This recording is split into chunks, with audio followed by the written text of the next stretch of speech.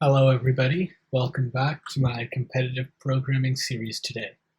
We will be learning about analyzing patterns within our competitive programming questions and using the analysis that we have done to create solutions. Oftentimes, coding questions are very messy. They are very hard to understand and grasp.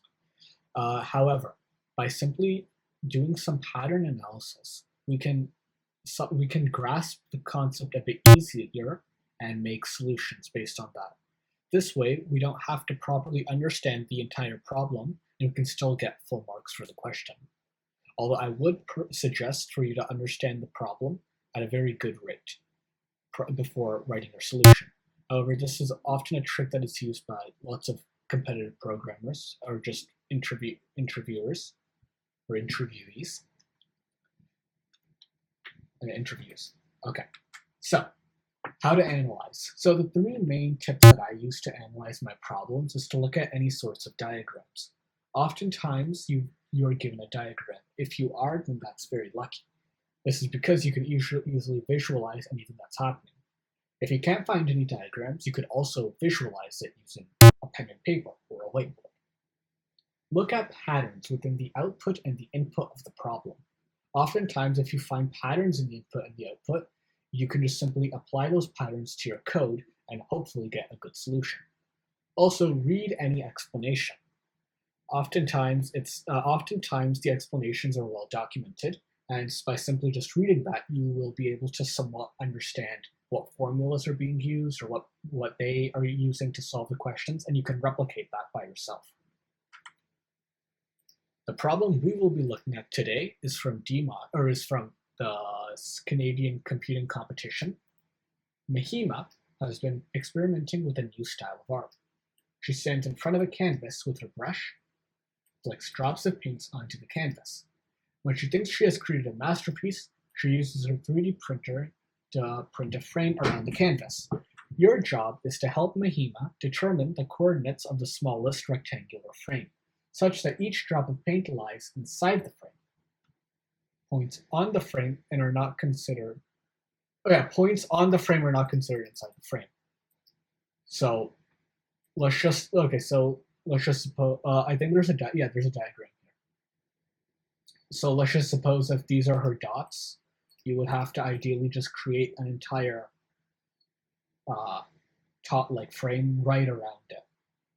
So let's keep reading. So the first input is the number of drops of paint. So that would be 5, and then you would have to write all the other ones. Each of the next lines exactly 2, 1 comma, no spaces, 2 distinct points. Okay, so the input are just your coordinates. Now for your output, you will do the bottom left corner and then the top right corner. Okay, so long story short, all you need to do is, or all you need to return yourself is the top right corner. Yeah, so top right and the bottom left. Okay, so the first thing we're going to do is look at any diagrams. We've already looked at the diagrams, but just for the sake of looking at them again, as you can see for this answer, it's 64, 79. And then if we look at the bottom left, it's 23, 9. So there are some patterns we can view, but I'm not entirely sure about it just yet. Let's look at something else. Find patterns within the input and the output. Okay, so our input here has the coordinates 44, 62, 34, 69, 24, 78, 42, 44, 64, 10. Okay, so first we look at the bottom. So 23, 9, that's the bottom left. What you also notice is that while this is the bottom left, it's also one less than the smallest x integer and the smallest y integer. And if you notice that for the y value, or for the top left one, it's one more than the greatest x integer and one more than the greatest y integer. So, and this pattern also makes sense here. As you can see, the 24 becomes a 23 here. The 78 becomes a 79. The 64 becomes a 65. And the 10 becomes a 9. So let's try and solve this question. So of course, there's many ways to solve this question, but ideally, what you just want to do is get the main underlying concepts clear, like the same. If you use like some more advanced solution that might, or unadvanced solution that might lead to a time error. So let's first create a function. So you don't need to make your functions, but this makes your code a lot cleaner. So there's going to be a top right and a bottom left.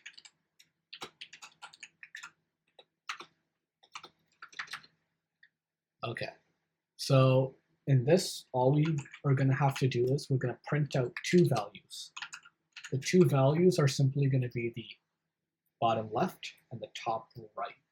Yeah. So what we're going to print is going to be the so it's going to be so it has to be a string because they're coordinates. Do we have to do no brackets, just a comma.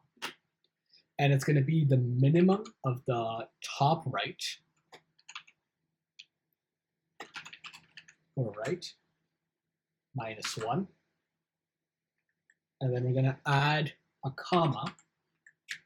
And then we're just going to add the string for minimum bottom left minus 1.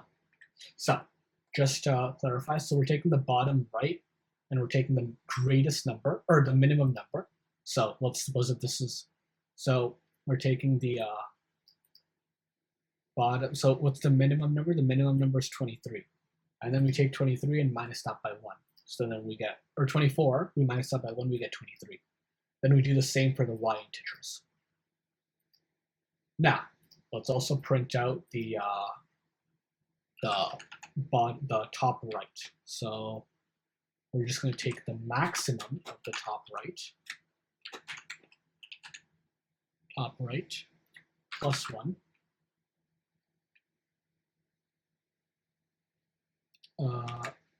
plus 1,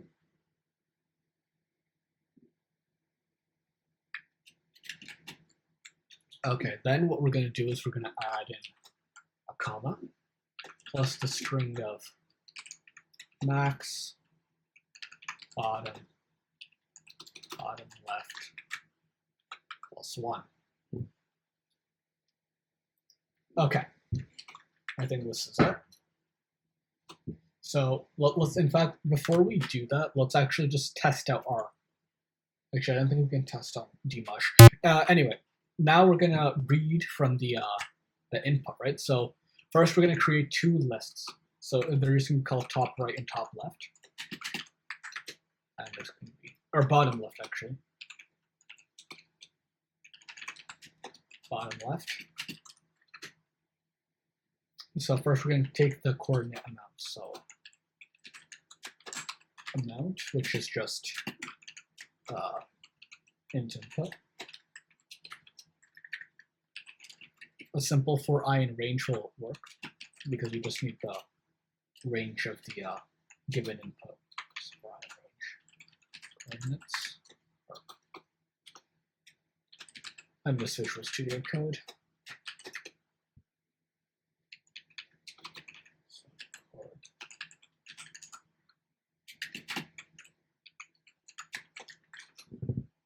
All right, next what we're going to do is we're going to take these and we're going to split it.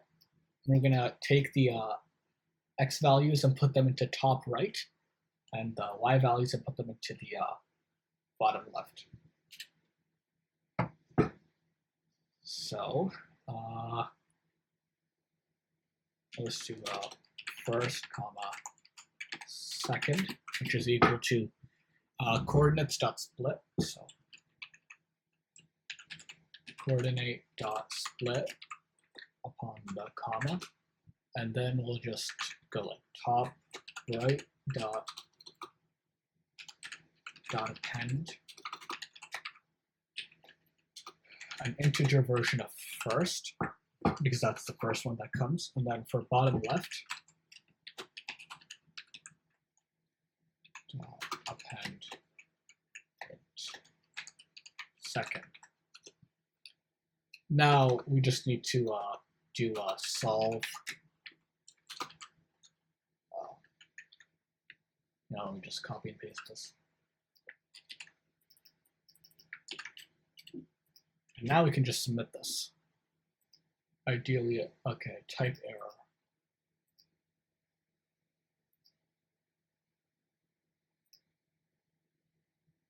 Okay, so there appears to be a small error in my code. Let's see what is wrong.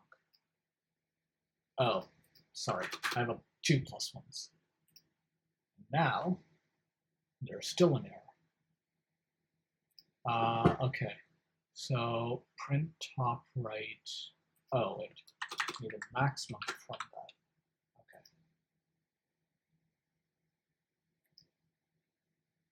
Okay, wait, so we have max. Okay, let's just look at. Okay, those input matches.